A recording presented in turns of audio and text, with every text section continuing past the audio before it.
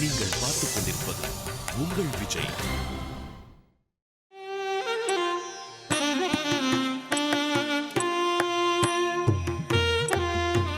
இசை உலகத்தின் முதல் மொழி. திருவையாறு இசையை உயிராக நினைப்பவர்களுக்கு புனித தலம்.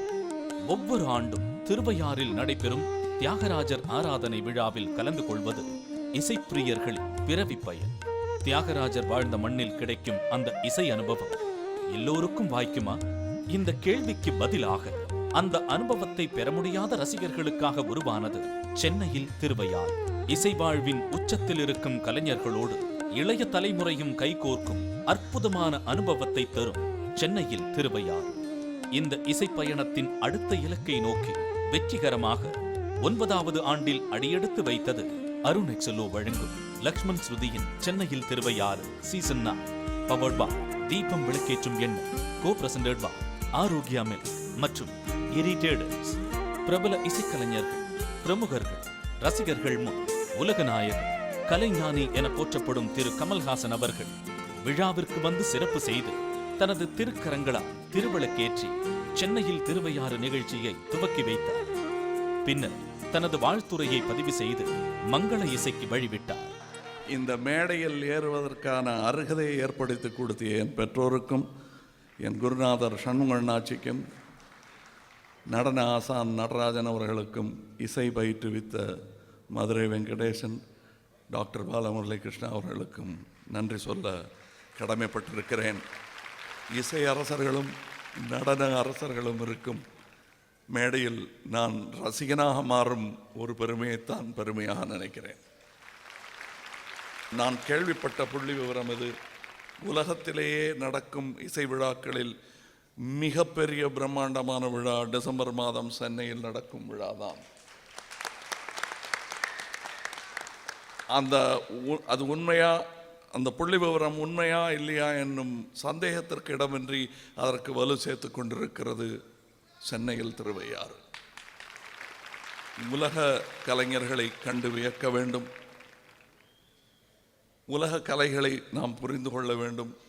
கிணற்று தவளைகளாக நாம் இருந்துவிடக்கூடாது என்பதுதான் பல பெரியவர்களின் ஆசை. எனக்கு கற்றுக் கொடுத்தவர்கள் எல்லாம் அதைத்தான் சொல்லி தந்திருக்கிறார்கள்.